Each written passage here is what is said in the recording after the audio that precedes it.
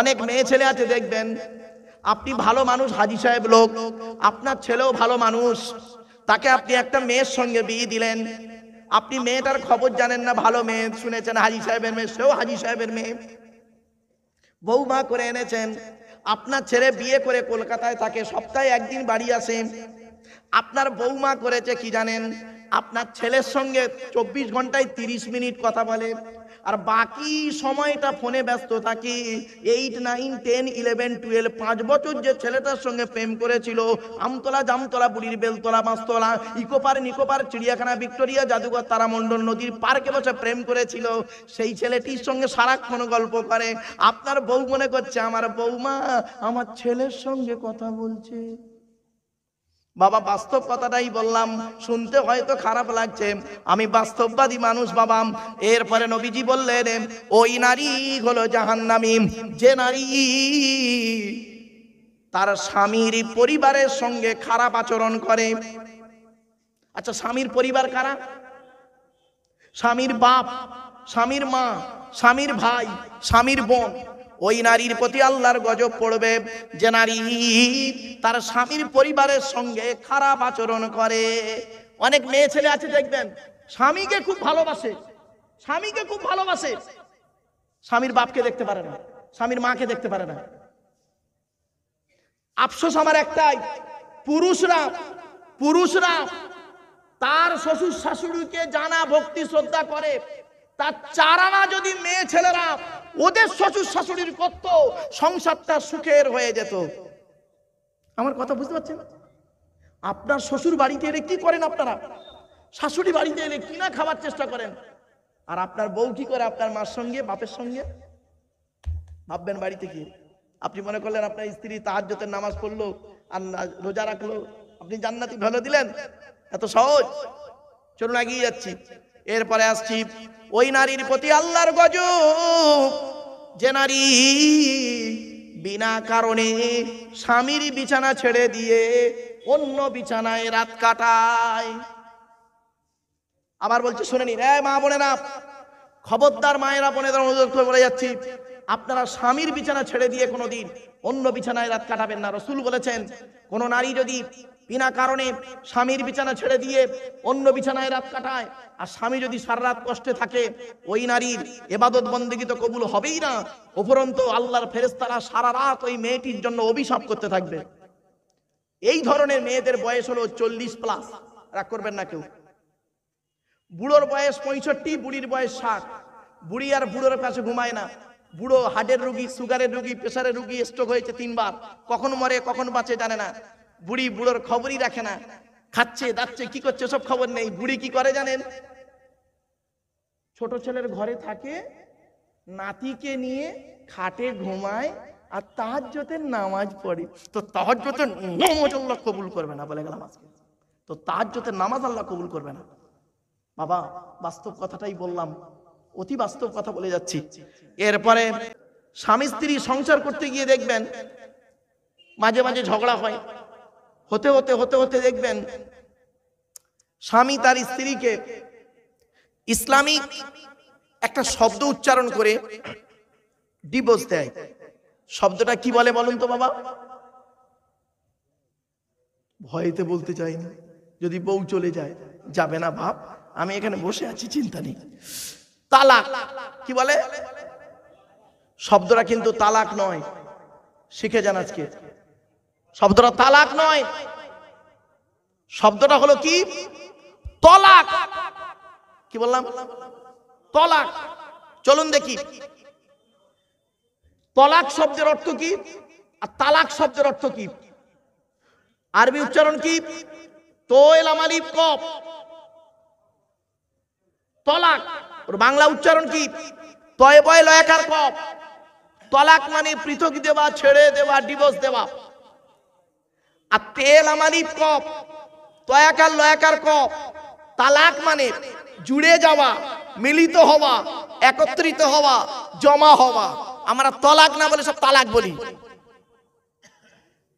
এই কোরআনে আছে তলাক শব্দটি বহু জায়গায়, তালাক শব্দটি কোরআনে আছে মাত্র এক জায়গায়। টোটাল কোরআনের এটা হিফজ কোরআন শরীফ না নাজিরা? ও হিফজ, হিফজ কোরআন শরীফ, এটা বুঝতে পারা যাবে। এই কোরআনে আছে তলাক শব্দটা সব জায়গায়, তালাক শব্দটা এক জায়গায় আছে 24 নম্বর পারার 7 নম্বর পৃষ্ঠা 14 নম্বর লাইন, সূরার নাম সূরা মুমিন, আয়াত নাম্বার 15। আল্লাহ বলছেন লিউনজিরা ইয়াউমাত তালাক, কিয়ামতের মাঠে আমি আল্লাহ সবকটাই এক জায়গায় জমা করব।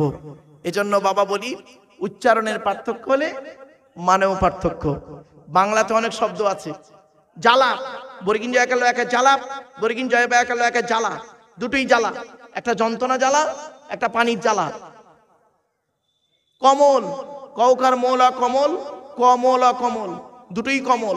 কৌকার মৌলা কমল মানে নরম, আর কমলা কমল মানে পদ্ম ফুল। বুঝতে পারছেন বাবা? ইংরেজিতে অনেক শব্দ আছে, meet, MEET, meet, MEAT meet, দুটোই মিট। একটা মিট মানে সাক্ষাৎ করা, আর একটা মিট মানে মাংস, মাংস। এজন্য বাবা উচ্চারণে পার্থক্য হলে মানেও পার্থক্য। আল্লাহর পরিচয় হলো 4টে, টোটাল কোরআনে আছে। এই টোটাল কোরআনে আল্লাহর পরিচয় হলো মাত্র 4টে। কি কি? 1 নম্বর আল্লাহ নিজেই বলছেন, কুল, নবী তুমি বলো, হুয়াল্লাহু আহাদ, সে আল্লাহ হলেন একক। আল্লাহ ওয়াহিদ নন, আল্লাহ আহাদ। আচ্ছা, ওয়াহিদ আর আহাদের পার্থক্যটা কি?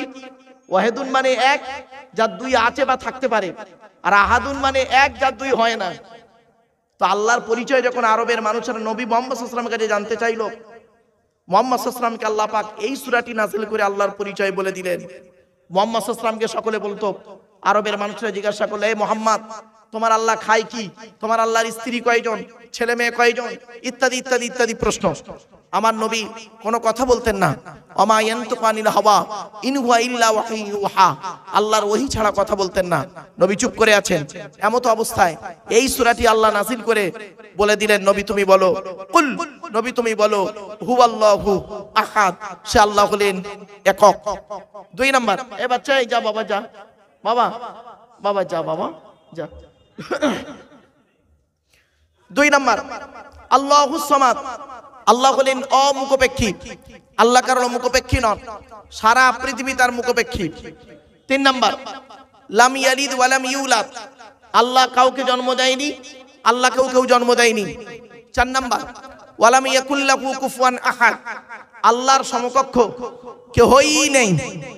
কি বললাম বাবা? একটু বলুন না। আল্লাহর সমকক্ষ কেউ নয়, কেউই নেই। ভাষাটা একটু ফলো করুন। একটা ছেলে একটা মেয়েকে বলল, আমি তোমাকে ভালোবাসি।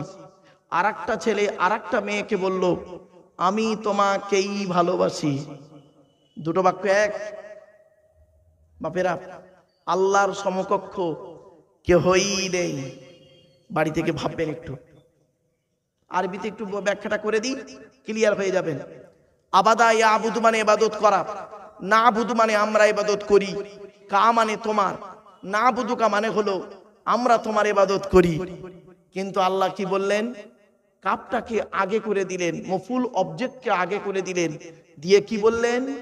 ইয়্যাকা না'বুদু ওয়া ইয়্যাকা নাস্তাঈন। আচ্ছা না বাপ? ইয়্যাকা না'বুদুর মানে কি? আমরা তোমারই ইবাদত করি, তোমার ইবাদত নয়। কোন বক্তা যদি ওই আয়াতের মানে করে আমরা তোমার ইবাদত করি, মানে দাঁড়াবে অন্যের ইবাদত করতেও পারি নাও পারি, সম্ভাবনা থাকতেও পারে নাও পারে। অরিজিনাল অর্থ হলো আমরা তোমারই ইবাদত করি এবং তোমারই কাছে সাহায্য প্রার্থনা করি, অন্য কারোর কাছে নয়। এই হস্যইটা যদি না দিয়েছে বাবা, বক্তাও যাবে সমস্যায় পড়ে, শ্রোতাও যাবে সমস্যায় পড়ে। আমার বাপেরা, কেন আমি প্রথমে বলেছিলাম আলেমের ওয়াজ শুনতে? শুনে নিন। 1 ঘন্টা ওয়াজ করতে গেলে 1 ঘন্টা ওয়াজ করতে গেলে 3 ঘন্টা বই মোতালিয়া করতে হবে, 3 ঘন্টা কিতাব মোতালিয়া করতে হবে 1 ঘন্টা লেকচার দিতে গেলে বাপ। আর নইলে ওয়াজ হবে না। হ্যাঁ, একটা কেসা কাহিনী ধরলেই তো 2 ঘন্টা পার হয়ে যাবে। আমার বাপেরা, কথাগুলো একটু মাথায় রাখুন। আচ্ছা, এই যে সূরাটি আমি পড়লাম, এই সূরাটা আপনাদের অনেকের মুখস্থ নেই। বলুন না, একটু কথা বলুন না। হ্যাঁ, পড়লাম কেন তাহলে আবার? 5টা কারণ শুনুন। 1 নাম্বার, এই সূরাটাই হলো আল্লাহর পরিচয় টোটাল কোরআনের। এই সূরাটাই এত পরিচয়, এতই সূরার গুরুত্ব। এক নম্বর, এই সূরাটাই হলো আল্লাহর পরিচয়। দু নম্বর, এই সূরাটির ভিতরে 4টে ধর্ম বেরিয়েছে। 4টে ধর্ম, মোমেন মানে ইসলাম, ইহুদি, নাসারা, খ্রিস্টান, মুশরিক, 4টে ধর্ম বেরিয়েছে এই সূরাটির 4টে আয়াত থেকে। আবার এই সূরাটি বাংলা অর্থ করে দিলাম। এই সূরাটি পড়লাম কেন, পড়লে কি কোনো লাভ আছে? কারণটা কি? মুহাম্মদ সাল্লাল্লাহু আলাইহি ওয়াসাল্লাম বলছেন, কোন ব্যক্তি যদি সূরা ইখলাস 3 বার পাঠ করে, কবার 3 বার যদি কোনো মানুষ সূরা ইখলাস খালেস নিয়তে পাঠ করে, ওই ব্যক্তির নামায়, আমল নামায় 1 খতম কোরআন শরীফ পড়ার সওয়াব আল্লাহ লিখে দেবে। আপনি কেন দূরে সরে আছেন এত বড় সুন্দর একটা গুরুত্বপূর্ণ হাদিস থেকে? চলুন এগিয়ে যাচ্ছে। এরপরে সৃষ্টিকর্তা আমাদের সৃষ্টি করেছেন, কিভাবে সৃষ্টি করেছেন আল্লাহ কোরআনে বলে দিচ্ছেন, ওয়ালাকাদ খালাকনাল ইনসানা মিন সুলালাতিন মিন তিন সুম্মা জাআলনাহু নুতফাতান ফি করারিম মাকিন। 18 নম্বর পারার 1 নম্বর পৃষ্ঠার 8 নম্বর লাইন, সূরার নাম সূরা মুমিনুনের 12 নম্বর আয়াত। আমি আল্লাহ মাটির নির্যাস থেকে তোদের তৈরি করেছি, বাপ আর মায়ের মিলনের মাধ্যমে ওই পানিটাকে আমি আল্লাহ তোর মায়ের পেটের ডাইসে সুন্দর করে রেখে দিয়েছি। আর কি করেছি? সুম্মা খলাকনান নুতফাতা আলাকাতান ফাখলাকনাল আলাকাতা মুদগাতান ফাখলাকনাল মুদগাতা ইযামান ফাকাসাওনাল ইযামা লাহমা সুম্মা আনশানাহু খলকান আখর। আমি আল্লাহ তোর মায়ের পেটের ভিতরে ওই পানিটার 40 দিন পরে রক্তপিণ্ড করেছি, তার 40 দিন পরে মাংসপিণ্ড করেছি, তার 40 দিন পরে হাড় তৈরি করেছি, হাড়ে আর মাংসে সুন্দর করে লাগিয়ে দিয়েছি। আমি আল্লাহ তোর মায়ের পেটের ভিতরে সুন্দর একটা আকৃতি দান করেছি। চলো আমরা এখন মায়ের পেটে এসে গেলাম। খাওয়াবার দায়িত্ব কার? জোরে বলুন। ওয়ামা মিন দাব্বাতিন ফিল আরদি ইল্লা আলাল্লাহি রিজকুহা ওয়া ইয়ালামু মুস্তাকাররাহা ওয়া মুস্তাওদাআহা কুল্লুন ফি কিতাবিম মুবিন। 12 নম্বর পারার 1 নম্বর পৃষ্ঠার 1 নম্বর লাইন, সূরার নাম সূরা হুদের 6 নম্বর আয়াত। আল্লাহ বলছেন, এই আয়াতের তাফসীরে বলা হয়েছে, এই পৃথিবীর জমিনে এমন কোনো প্রাণী নেই রে যার খাবারের দায়িত্ব আমি আল্লাহ নিইনি। বান্দা একবার চিন্তা করে দেখিয়েছি, সকালবেলা প্রাণীগুলো খালি পেট নিয়ে বের হয়ে যায়, সন্ধ্যা যখন ঘনিয়ে আসে আমি আল্লাহ তাদের ভরা পেট নিয়ে আবারও বাসায় ফিরাইয়া দিই। যে আল্লাহ একটা হাতিকে খাওয়াতে পারে, যে আল্লাহ একটা ময়েল সাপকে খাওয়াতে পারে, যে আল্লাহ একটা পিঁপড়েকে খাওয়াতে পারে, সে আল্লাহ আমাকে আপনাকে খাওয়াতে পারে না? আরে ভাই বলুন না। আচ্ছা, এই পৃথিবীতে 84,000 প্রাণী, কত কত কত এগুলো মনে রাখবেন। পৃথিবীতে 84,000 প্রাণীর ভিতরে কেউ আগামী দিনের চিন্তা করে না। 84,000 প্রাণীর ভিতরে কেউ আগামী দিনের চিন্তা করে না, একটা প্রাণী ছাড়া, তার নাম মানুষ। ঠিক না বেটি? আমরাই আগামী দিনের চিন্তা করি, কি খাবো কালকে। পৃথিবীর আর কোন প্রাণী আগামী দিনের চিন্তা করে আছে, ভরসা করে কার উপরে? জোরে বলুন, আল্লাহ। তাই আল্লাহ বললেন, ইদা আযামতা ফাতাওয়াক্কাল আলাল্লাহ ইন্নাল্লাহা ইউহিব্বুল মুতাওয়াক্কিলিন। 4 নম্বর পারা 10 নম্বর পৃষ্ঠা 3-4 নম্বর লাইন, সূরার নাম সূরা আল ইমরান। কোরআন জানিয়ে দিয়েছে, বান্দা পৃথিবীর জমিনে যখন কোনো কাজ করতে যাবি, পৃথিবীর কোনো ব্যক্তি বস্তুর উপরে ভরসা করবি না, একমাত্র তুই আল্লাহর উপরে ভরসা করে কাজে নামবি। যারা আল্লাহর উপরে ভরসা করে কোনো কাজে নামে, আমি আল্লাহ তাদের অত্যন্ত ভালোবাসি। বাপেরা, একটা ছোট্ট উদাহরণ দিচ্ছি। একটাই রাস্তা, কটা রাস্তা? একটাই রাস্তা। দুটো দল গেল, প্রথম দলটা পার হয়ে গেল, দ্বিতীয় দলটা ডুবে মরে গেল। দলটার নাম হলো, রাস্তাটা ছিল নদীর মাঝখান, দল দুটোর নাম ছিল মুসা নবীর দল, ফেরাউনের দল। মুসা নবীর ভরসাটা রাস্তার উপরে ছিল না, মুসা নবীর ভরসা ছিল আল্লাহর উপরে, আল্লাহই তাকে পার করলো। আর ফেরাউনের ভরসাটা আল্লাহর উপরে ছিল না, রাস্তার উপরে ছিল, সৈন্য সামন্তের উপরে ছিল, বেটা ডুবে মরে গেল। ভরসাটা করুন আল্লাহর উপর। পৃথিবীর কোনো ব্যক্তি বস্তুর উপরে ভরসা না করে আল্লাহর উপরে ভরসা করুন, আল্লাহ আপনাকে ঠিক জায়গায় পৌঁছে দেবে। মাল্লাহুল মাওলা ফালাহুল কুল। যে ব্যক্তি আল্লাহর হয় আল্লাহ তার হয়ে যায়। জোরে বলুন সুবহানাল্লাহ। তো আমার বাপেরা চলুন আগে একটা একটা করে বলি। এরপরে আল্লাহ বললেন, তো দেহের মধ্যে চারটে গুরুত্বপূর্ণ অর্গান দিয়েছি। কটা কটা কটা? চারটে। আমাদের দেহের মধ্যে, বাপেরা শুনে নিন, মুরব্বী বাবাজিরা শুনে নিন, আমাদের দেহের মধ্যে আল্লাহ চারটে গুরুত্বপূর্ণ অর্গান দিয়েছে। এই চারটে আজকের বাড়িতে গিয়ে দয়া করে আপনারা যত্ন করবেন। চারটের একটা খারাপ হলে আপনি 100% মারা যাবেন, একদম 100% মারা যাবেন। কি কি শুনে নিন। Brain, brain, heart, liver, kidney. আবার বলছি, ব্রেন, হার্ট, লিভার, কিডনি। চারটের একটা খারাপ হোক আপনি 100% মারা যাবেন। এবার আসছি, সৃষ্টিকর্তা আমাদের দেহের মধ্যে 9টা ছিদ্র দিয়েছে। কটা কটা কটা? আমাদের দেহের মধ্যে 9টা ছিদ্র দিয়েছে। এই 9টা ছিদ্রের যে কোনো একটা ছিদ্র দিয়ে আল্লাহ ফেরেশতার মাধ্যমে আত্মা বের করে নেয়। 9টা ছিদ্র কি কি? 2 চোখ, 2 নাক, 2 কান, 1টা গাল, 7টা সামনে পেছনে। এই 9টা ছিদ্রের যে কোনো একটা ছিদ্র দিয়ে আত্মা বের হয়ে যায়। কত মানুষ মারা গেছে দেখবেন, লোকটা পেশাব ফিরে ফেলেছে। কত মানুষ মারা গেছে দেখবেন, পায়খানা ফিরে ফেলেছে। কত মানুষ মারা গেছে দেখবেন, লোকটা মারা গেছে গালটা হাঁ করে আছে। কত মানুষ মারা গেছে দেখবেন, গালটা বন্ধ, চোখটা বড় করে চেয়ে আছে। কত মানুষ মারা গেছে দেখবেন, ঘাটটা মেকে আছে, হাতটা খিঁচে আছে। আবার কত মানুষ মারা গেছে দেখবেন, দেখলে মনে হবে লোকটা ঘুমিয়ে আছে। তো কিভাবে মরতে চান আপনারা? ঈমান নিয়ে যদি মরতে চান, কয়েকটা কথা এই আল্লাহর কোরআন আর নবীর হাদিস থেকে, আলেম উলামাদের কাছ থেকে কটা কথা শুনে আমল করে যান। আমার বলার উদ্দেশ্য ছিল এইটুকুই। চলুন এগিয়ে যাচ্ছি। এরপরে শুনে নিন, বাপের 4টে অঙ্গ। বাপের কটা? 4টে অঙ্গ। মায়ের 4টে অঙ্গ, তাহলে কটা হলো? 8টা। আল্লাহ নিজে দেয় 5টা, তাহলে কটা হলো? এই 13টা জিনিস দিয়ে আল্লাহ পাক আপনাকে তৈরি করেছে, আমাকে তৈরি করেছে।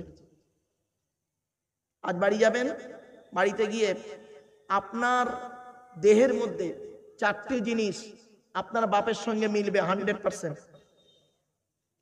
আর মায়ের সঙ্গেও 4টে মিলবে। মিলিয়ে দেখে নেবেন।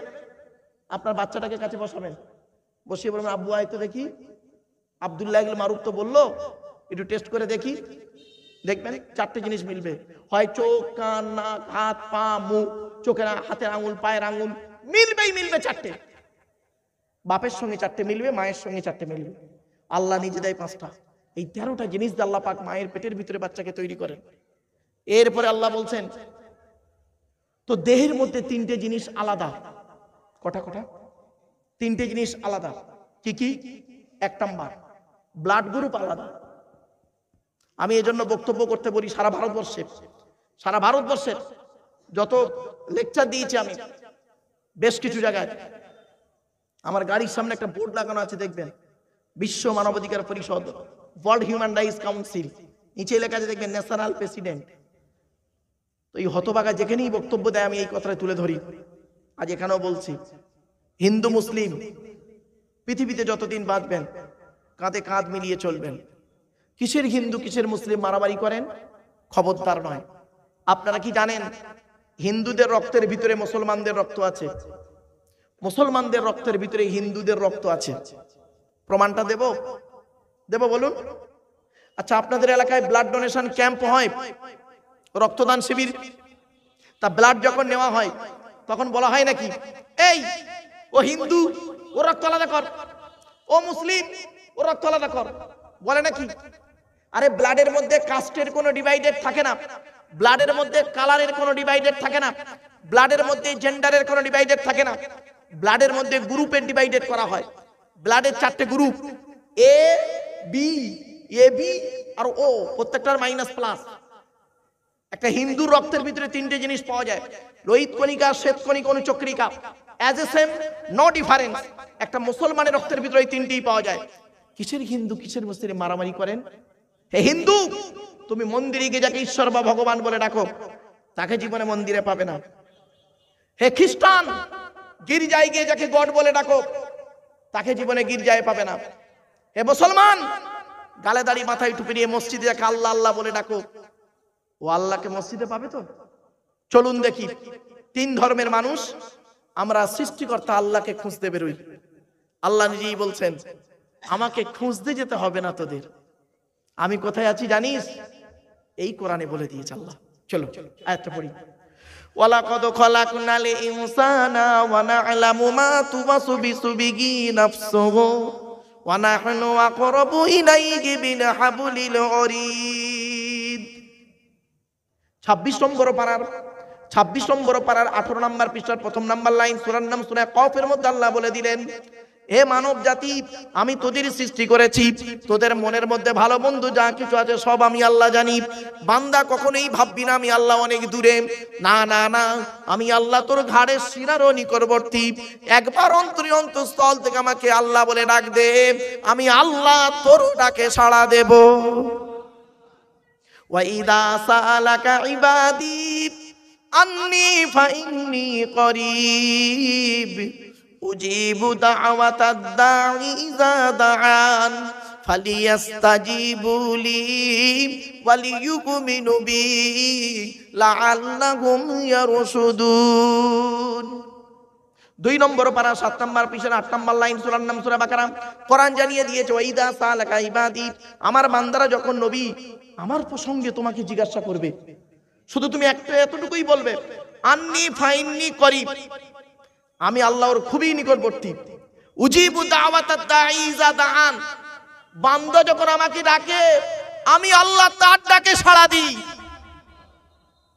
সুতরাং আমি যখন বান্দার ডাকে সাড়া দিই, ওদেরও উচিত হলো ফালিয়াস্তাজিবু লি, আমার ডাকে যেন ওরা সাড়া দেয়। আমার ভাষা বুঝতে পারছেন? আমি যখন ওদেরকে বিশ্বাস করেছি, ওদেরও উচিত হলো ওয়ালিয়ুমিনু বি, ওরাও যেন আমাকে বিশ্বাস করে 100%। তাহলে কি হবে? লাআল্লাহুম ইয়ারশুদুন, ওরাই সফল পথ পেয়ে যাবে। জোরে বলুন। 3টে জিনিস আলাদা বলেছি। 1 নম্বর ব্লাড। এখানে অনেক মানুষ বসে আছেন, আপনারা নিজের ব্লাড গ্রুপ নিজেই জানে না। অনেকে ভুল বললাম বুঝি না বাবা, ও নিজের ব্লাড গ্রুপ নিজেই জানে না, আফসোস। চলো এরপরে আসছে আর 2টো জিনিস, কি শুনলে চমকে যাবেন। আচ্ছা বাপেরা, আপনারা আধার কার্ড করেছেন? বলুন না, একটু কথা বলুন না। আচ্ছা, আধার কার্ড করার সময় অফিসাররা আপনাদেরকে এই কথাটা বলেছিল কি? দেখুন তো, চোখটা বড় করে চান তো, বলেছিলেন? 1500 বছর আগে কোরআনে ওই ভাষাটা ইঙ্গিত দেওয়া আছে, কোনদিন আমরা ভাবিনি। আপনারা আধার কার্ড করার সময় এই বুড়ো 2টো আঙুল একটা কাঁচের উপরে চেপে ধরেছিল। 1500 বছর আগে এর ইঙ্গিত দেওয়া আছে এর ভিতরে। ও মুসলমান, এগুলো কোনদিন খোঁজনি, সময় নেই তো, আমরা খুঁজবো কি করে? যারা খোঁজার জিনিস তারা কোরআন থেকে নিচুর তথ্য বের করে ফেলছে। চলো আমি 2টো তথ্য দিয়ে দিচ্ছি আপনাদের। আচ্ছা, প্রথমে চোখটাই বলি, মানে কেন বললো আপনাদের চোখটাকে বড় করে চাইতে। আল্লাহ বলছেন, আলাম নাজআল লাহু আইনাইনি ওয়া লিসানান ওয়া শাফাতাইন ওয়া হাদাইনাহুন নাজদাইন। আল্লাহ বলছেন, আমি কি তোদের 2টো চোখ তৈরি করি নাই?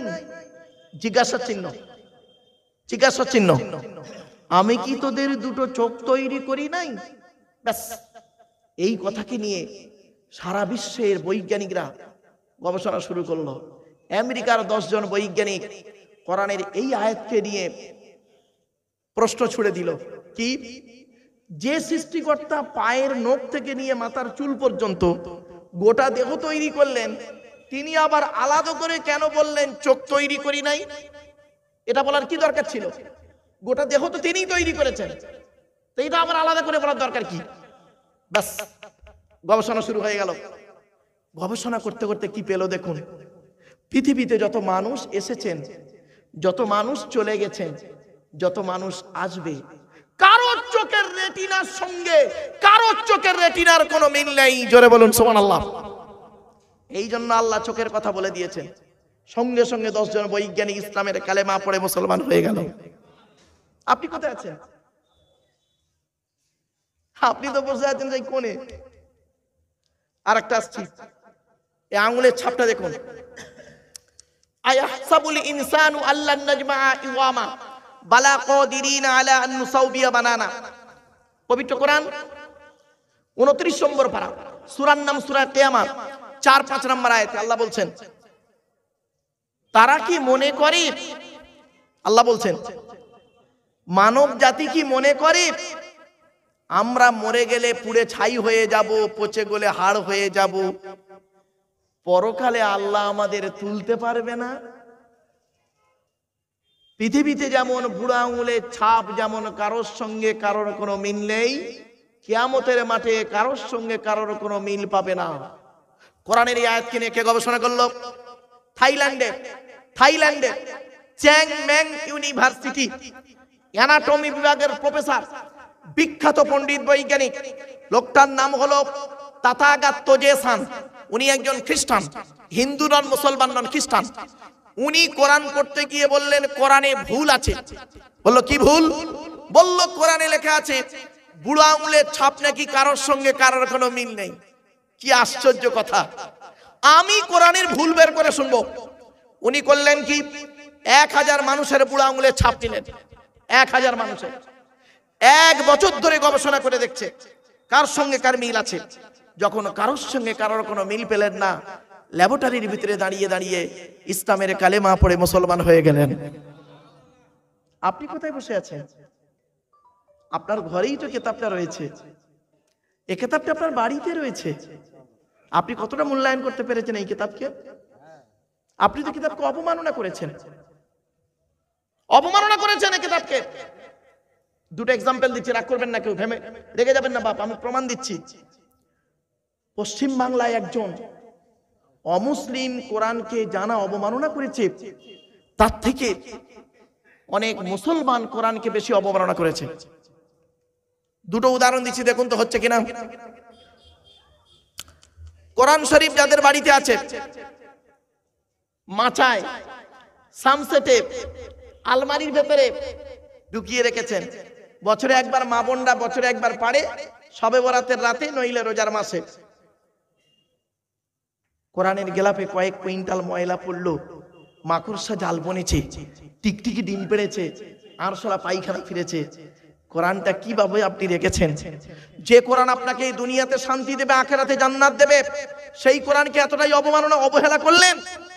আর যে জিনিসটা আপনাকে দুনিয়াতে অপমাননা করবে, আখিরাতে জাহান্নাম দেবে, তার নাম টিভি, টেলিভিশন, সিডিটা সুন্দর করে আলমারি সোজা করে খাটের সোজা করে রেখে দিলেন।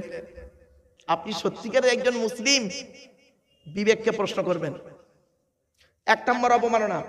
2 নম্বর, কোরআনকে বেইজ্জতি করেছেন কিভাবে দেখুন। ইংরেজির মাস্টার, রাগ করবেন না কেউ কিন্তু, ইংরেজির মাস্টার আপনার ছেলেকে ইংরেজি পড়ায়, সপ্তাহে 2 দিন, মাসে হয় 8 দিন, 30 দিনে 8 দিন আপনার ছেলেকে 2 ঘন্টা করে ইংরেজি শিক্ষা দেয়। আপনি তার মাইনে দেন মাসে 500 টাকা। আর আপনার সন্তানকে যে ব্যক্তি এই কোরআনের শিক্ষা দেয়, সপ্তাহে 6 দিন, একদিন ছুটি করে ইমাম সাহেব মনে হয়, জানি না, সপ্তাহে 6 দিন, মাসে হয় 24 দিন। আপনার ছেলেকে কোরআন শিক্ষা দিচ্ছে 24 দিন, 30 দিনের ভিতরে 2 ঘন্টা করে। আপনি তার মাইনে দিয়েছেন 50 টাকা। তাও আবার 6 মাসের বাকি, চাইলে বলেছেন লকডাউন, এটা নেই ওটা নেই। আপনি আবার বলেন আমি একজন মুসলিম। হ্যাঁ, ছি ছি ছি, লজ্জা করে আপনাকে মুসলমান বলতে। বাড়ি থেকে ভাববেন, রাগ করবেন না, অতি বাস্তব কথাটাই বললাম। আল্লাহকে ভালোবাসতে গেলে আল্লাহর কথাটাকেও ভালোবাসুন, আল্লাহর ঘরটাকে ভালোবাসুন, আল্লাহর বান্দাদের ভালোবাসুন। আপনি ভাববেন শুধু আল্লাহ আল্লাহ করলে আল্লাহর ভালোবাসা হবে না, না, আল্লাহর কথাকে ভালোবাসতে হবে, আল্লাহর কিতাবকে ভালোবাসতে হবে, আল্লাহর নবীদের ভালোবাসতে হবে, আল্লাহর বান্দাদের ভালোবাসতে হবে, আল্লাহর সৃষ্টি জীবের প্রতি আপনার দয়া ইহসান থাকতে হবে। আপনি কোথায় আছেন? আপনি আমি পড়ে আছি একটা অন্য একটা জায়গায়। আমার বাপেরা একটু বোঝার চেষ্টা করুন। এরপরে সৃষ্টিকর্তা বলছেন এই পৃথিবীতে তোদের মৃত্যুবরণ করতেই হবে একদিন না একদিন, সুতরাং আল্লাহর কাছে আমাদের ফিরে যেতে হবে। মানুষ মরে গেলে আমরা কি বলি? ইন্না লিল্লাহি ওয়া ইন্না ইলাইহি রাজিউন। এই সহজ সরল বাংলা মানে কি? আমরা আল্লাহর জন্য আল্লাহর কাছে ফিরে যাব। আপনারা কি জানেন এ জীবন শুরু হয়েছে আমাদের 150 টাকায়, এ জীবন শেষ হবে 1500 টাকায়।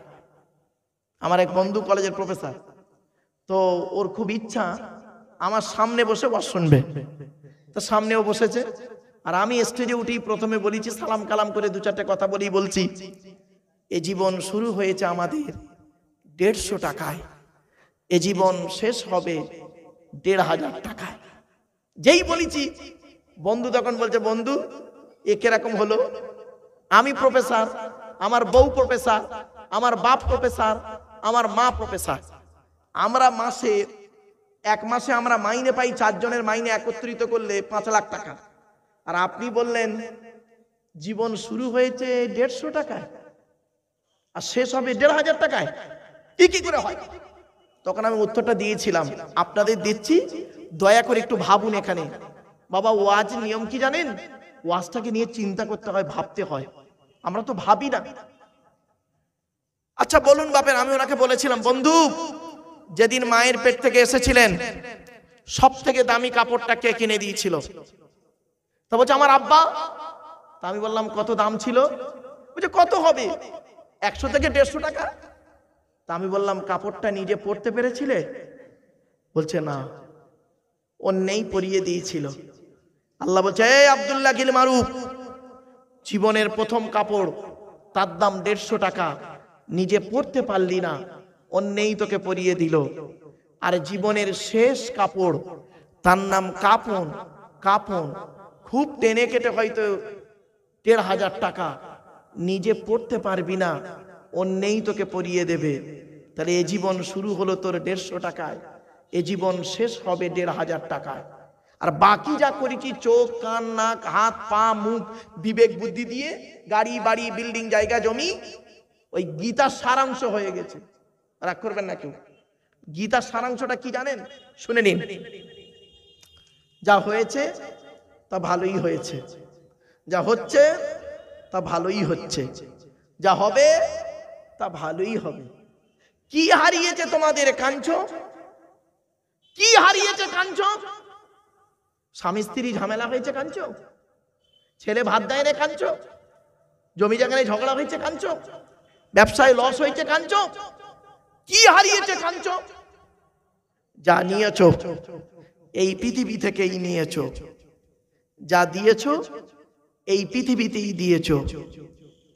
যেটা তোমার আজকের আছে, গতকাল সেটা অন্যের ছিল, আজ তোমার আছে। তুমি আজ মারা যাও, আগামীকাল সেটা অন্যের হয়ে যাবে। আমার কথা বুঝতে পারছেন? হে বন্ধু বাবাজিরা, এ জীবন শুরু হয়েছে প্রত্যেকের একটা নাম দিয়ে। কটা নাম? একটা নাম, প্রত্যেকের একটাই নাম ছিল। বলবো শিশু, শিশু, প্রত্যেকের একটাই নাম ছিল শিশু। আর এ জীবন শেষ হবে আমাদের প্রত্যেকের একটাই নাম দিয়ে। কি বলুন তো? লাশ। কি বললাম? লাশ। কি বললাম? আগে চলে গেছে বাঁশ। রাগ করবেন না, আর মাটি দেওয়ার আগে কি যায়? বাঁশ দু রকমের হয়, একটা বাঁশ যায় চাপা দেওয়ার জন্য, আর একটা বাঁশ যায় পেটাই দেওয়ার জন্য। বাড়ি থেকে ভাববেন, আমি বলেছিলাম না আমার ওয়াজ শুনতে গেলে একটু ব্রেন লাগবে। এই ওয়াজ শোনার লোকের অভাব। বাপেরা শুনে নিন, আপনাদের এলাকায় কোনো মানুষ মারা গেলে আপনার মুসলমানরা কি করেন?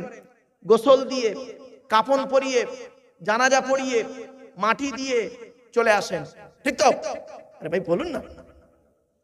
20 দিন পর, কতদিন? 20 দিন পরে কবরটা একটু খুলে দেখেছেন মালটা কেমন আছে? দেখেননি। কি হয় জানেন? শুনে নিন, মানুষকে মাটি দিয়ে আসার পর 8 থেকে 10 দিন পরে এ মাথার চুলগুলো, হাতের নখগুলো, গায়ের লোমগুলো খসে খসে পড়ে যায়। 10 থেকে 12 দিন পর পেটটা ফেটে যায়, পোকায় তৈরি হয়, সমস্ত চামড়া মাংস পোকায় খেয়ে নেয়। আর 2 মাস পর শুধু ফ্রেমটা পড়ে থাকে। 6 মাস পর দেহের কয়েক কটা হাড় ছাড়া সব শেষ হয়ে যায়। কোথায় গেল পারগাতির সুন্দরী নারী? ও পারগাতির কোটিপতি লোক, মাটির দেহ মাটি হবে, পুড়ে হবে ছাই, এ দেহ পচা দেহ, গরব কিসের ভাই? আজ আপনারা এখানে বসে আছেন, আজ আপনারা এখানে বসে আছেন, দেহের ভিতরে আত্মা নিয়ে বসে আছেন, টাটকা দেহ নিয়ে আতর মেখে বসে আছেন, সেন্ট বেরোচ্ছে, খুশবু বেরোচ্ছে। ওরে এ খুশবুর কোনো দাম নেই রে, এ খুশবুর কোনো দাম নেই। দাম হবে সেই দিন আত্মা ছাড়া যদি দেহটা কবরে টাটকা থাকে, খুশবু বেরোয়, ঠিক না বেটি? আমার কথা বুঝতে পারছেন কি? দেহতে আত্মা আছে, গায়ে আতর মেখে বসে আছেন, খুশবু বেরোচ্ছে। এর থেকে দামি দেহ হলো আত্মা ছাড়া যদি দেহটা কবরে টাটকা থাকে, তাহলে বুঝবেন দেহের দাম আছে। আমি প্রায় জায়গাতে বলি আমাদের দেহের কোনো দাম নেই। আমার দেহের দাম সেই দিন হবে আমার মরণের, আমার মৃত্যুর 10 বছর পরে যদি কবরটা একবার খুলে দেখেন। চলতো দেখি আব্দুল্লাহ কিল মারুফ পারগাতিতে এসে খুব বড় বড় লেকচার মারছিল। মালটা 10 বছর আগে মারা গেছে, কবরটা খুলে দেখতো মালটা পচে গেছে না টাটকা আছে।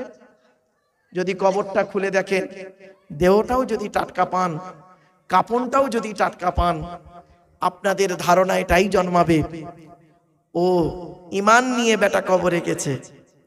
আর যদি দেখেন মৃত্যুর 6 মাস পরে বর্ষার পানিতে কবরটা ভেঙে গেছে, মাটি একটু সরিয়ে যদি দেখেন, দেহ তো দূরের কথা, কাপনের কোনো গন্ধ নেই, ধারণা আপনাদের এটাই জন্মাবে ও বেটার এলেম ছিল, আমল ছিল না। শুনে নিন, মাটি কয়েক কটা দেহ খেতে পারে না টাটকা থাকে, কয়েক কটা দেহ খেতে পারে না টাটকা থাকে। সেই দেহের মধ্যে একটা দেহ যেন আমাদের হয়, সেই জন্য আপনাদের করজোড়ে বলছি বাবা, সেই দেহ করে কবরে যান। 1 নাম্বার দেখি চলুন। 1 নাম্বার, নবীদের দেহ মোবারক মাটি খেতে পারে না টাটকা থাকে। 2 নাম্বার, শহীদানদের দেহ মোবারক মাটি খেতে পারে না টাটকা থাকে। 3 নাম্বার, মোকাম্মাল কোরআনে হাফেজের দেহ। কি বললাম বাবা? ওই ছেঁচড়া মার্কা হাফেজ সাহেব নয়। হাফেজ সাহেব হয়ে মসজিদে ইমামতি করছে, পাশের বাড়ির মেয়েটার পেটে বাচ্চা আনিয়ে দিল, ওই হারাম কর্তার কথা বলিনি। মোকাম্মাল কোরআনে হাফেজের দেহ মাটি খেতে পারে না টাটকা থাকে। হাক্কানি আলেমের দেহ, আচ্ছা এই মোকাম্মাল কোরআনে হাফেজের দেহ টাটকা থাকে, তার প্রমাণ কি? বহু প্রমাণ আছে, একটা প্রমাণ দিচ্ছি, দেবো ভাই? দেবো কি বলুন না একটু। এই দেশটার নাম ভারতবর্ষ, আমার দেশ। পাশের দেশটার নাম কি বলুন না, এটা কথা বলুন না আপনারা।